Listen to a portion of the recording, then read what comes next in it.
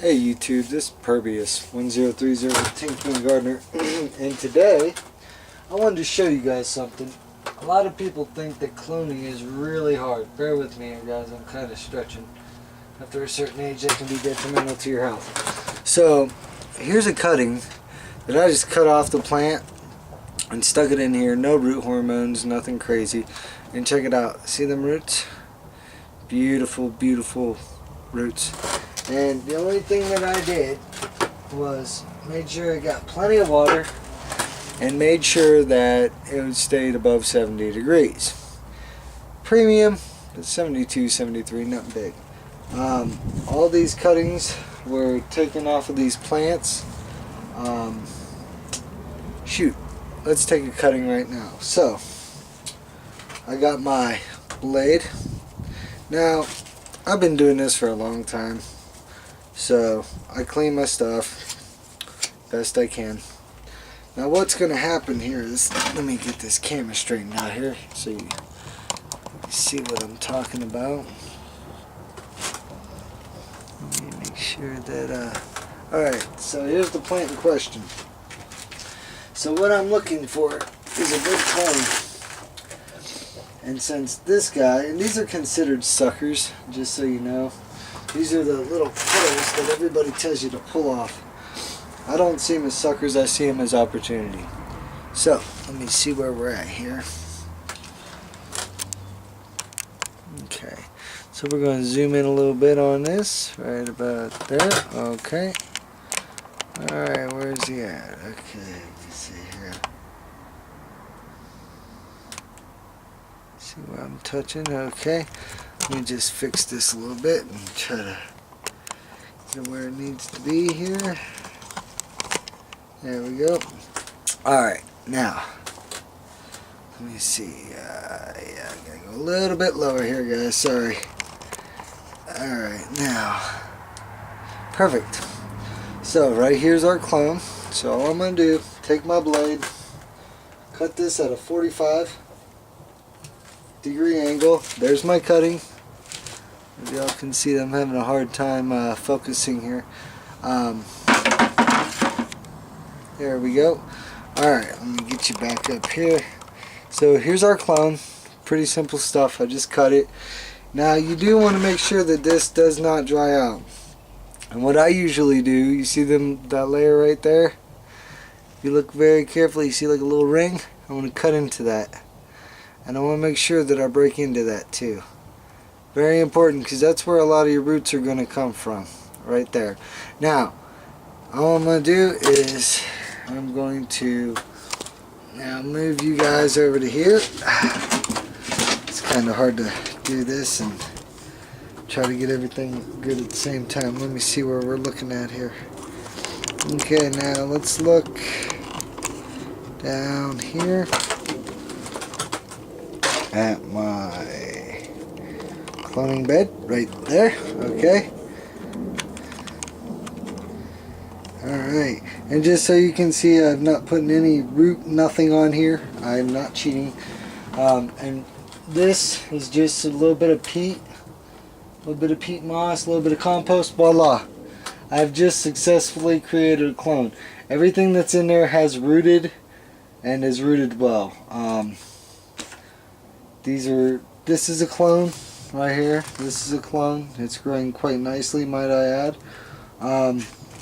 Tomatoes are pretty easy to clone, guys. Let me fix this again. Sorry if I'm making you guys motion sick. I don't mean to here. Let me get you back out here. Sorry. As I was saying though, tomatoes are not hard to clone. The things that I've had issues cloning would be things like,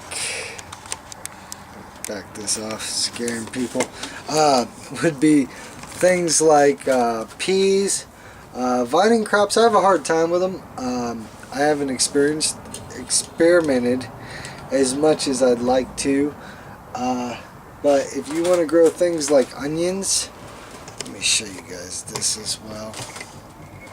My onion flower here. You can see, there you go.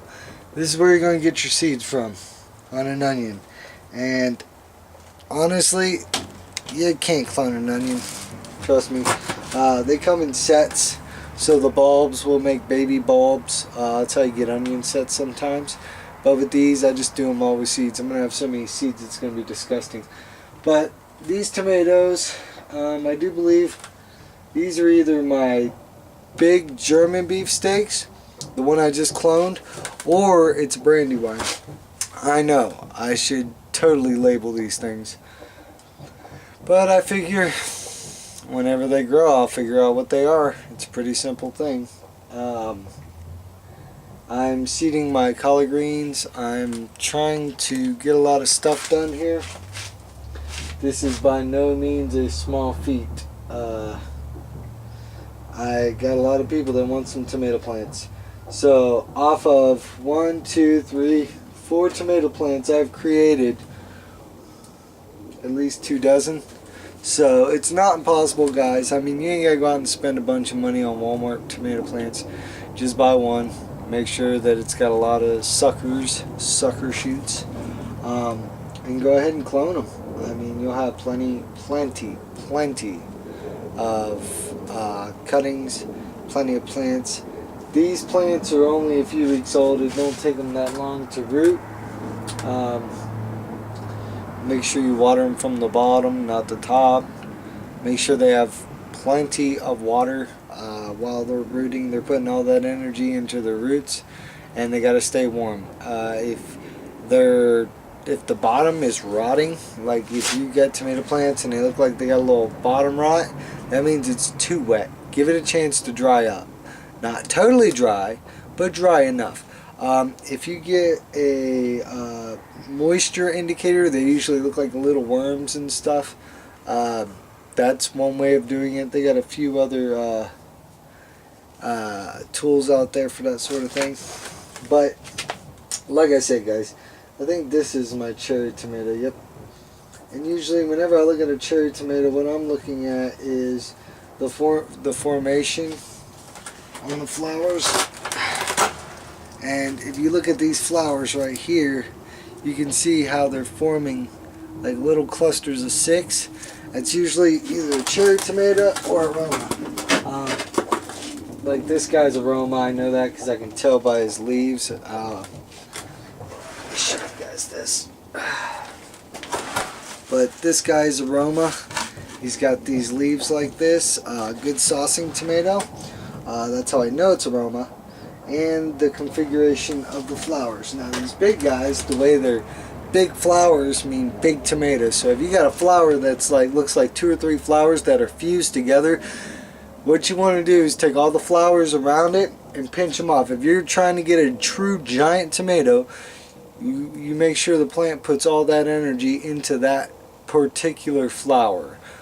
So the plant's not wasting energy on other. That's if you're looking for a competition tomato. If you're just looking for a few good slicers, leave 2 or 3 on there. But remember, guys, you're going to have to support these giant tomatoes. These things get up to a pound, pound and a half. They're big guys. So I've heard of people using wire cages, bamboo sticks, braziers. I mean, a lot of different stuff. And yeah, it's kind of funny, but it does work. So I got quite a few plants here that are setting fruit and all that good stuff. And I've been having an issue. My pea plant ain't in here no more. As you can see, you saw the onion. Because I had an issue with spider mites, so I got it out of my greenhouse as soon as possible. And that sort of thing. Unfortunately, I'm going to have to take this beautiful greenhouse down here in about a month or 2. Like I said, I can't get into too much about that right now, but I am going to have to take it down. However, it will go back up again. This ain't the end of the channel. I just got some things that I got to take care of. But other than that, I just got a few plants left in here, and it's mainly tomatoes. A few pepper plants, and these guys, honestly guys, pepper plants grow slow. They grow very slow. They take their time. They're pepper plants, any pepper plant I've ever owned has really taken its time growing. This smells like a jalapeno. Looks like one too, but they're not really aggressive growers like tomatoes and things of that nature. And I've been having a pretty bad black fly infestation. As far as my collard greens go, it's been kind of rough keeping them alive. But with everything else, they're doing all right. Trying to think of anything else that I've been growing that's been doing pretty good, and the only thing that I can really think of here is my kale, or my Swiss chard. I keep forgetting the name of the stuff, and then I think Swiss neutral. Okay. But other than that, I mean, if I wanted to, I could clone 1, 2, 3, 4, 5, 6, 7, 8, 9, 10, 11, 12, about 12 or 13 more plants just off a couple plants, so another dozen. And then, you know, that stresses the plant that you're cloning, just so you guys know that it does stress the plant.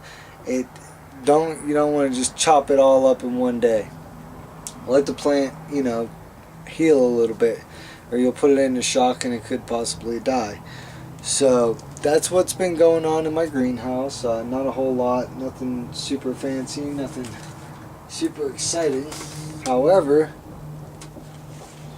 got some of this beautiful Swiss chard. Look at this stuff.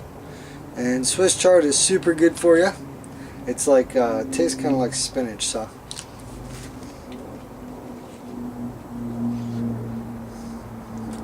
Not bad. So, that's what's going on, guys. So, till next time, this is Pervious 1030 with Tin Can Gardener. Remember to eat all your veggies. Later.